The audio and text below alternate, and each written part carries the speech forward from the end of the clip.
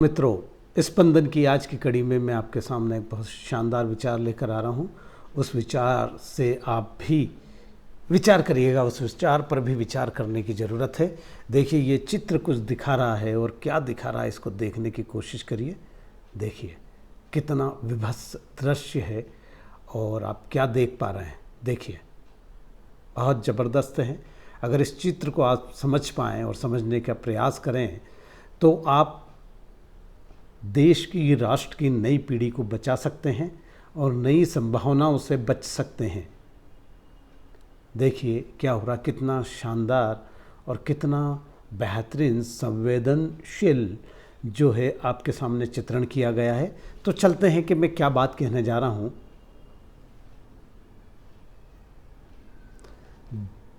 जब कोई चीज़ मुफ्त में मिल रही हो तो समझ लेना कि आपको इसकी कोई बड़ी कीमत चुकाना पड़ेगी।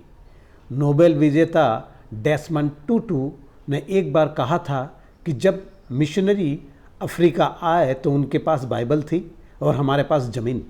उन्होंने कहा, हम आपके लिए प्रार्थना करने आए हैं। हमने आंखें बंद कर ली, जब खोली तो हमारे हाथ में बाइबल थी और उनके पास हमारी ज़मीन। समझिए, विचार करने की बात है। यही हुआ भारत के साथ भी। इसी तरह जब सोशल नेटवर्क साइट्स आई तो उनके पास फेसबुक और व्हाट्सएप थे और हमारे पास आज़ादी और निजता थी, प्राइवेसी थी। उन्होंने कहा ये मुफ्त में है। हमने आंखें बंद कर ली और जब खोली तो हमारे पास फेसबुक और व्हाट्सएप थे और उनके पास हमारी आज़ादी और निजी जानकारियाँ। देखिए जियो आया, जियो ने भी वही किया। वो चाहे भारत का था पर वो एक व्यावसायिक दोहन है, व्यावसायिक शोषण है पूरे वासियों का, देशवासियों का। उन्होंने क्या किया, पहले हमको मुफ्त में क्या दिया, नेटवर्क दिया, ठीक है, और उसकी आदत डाल दी। उसके बाद उन्होंने उसको पूरे भारतवर्ष में फैला के और फिर उसका पैसा वसूलना शुरू कर दिया।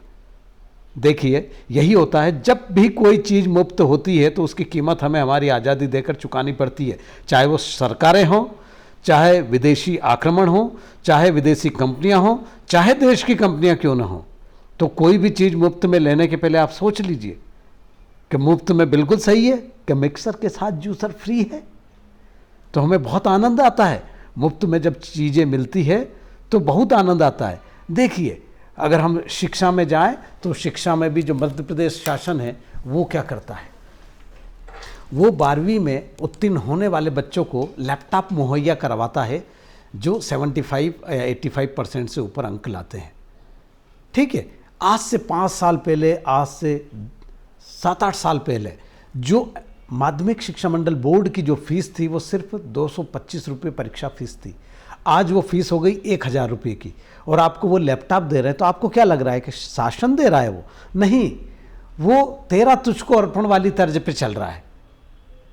उन्होंने फीस बढ़ा के और इस तरीके से मुफ्त में आपको लैपटॉप देना शुरू किया है। समझिए, सोचिए, भुलावे में मत आओ, अपनी अक्ल लगाओ। धन्यवाद।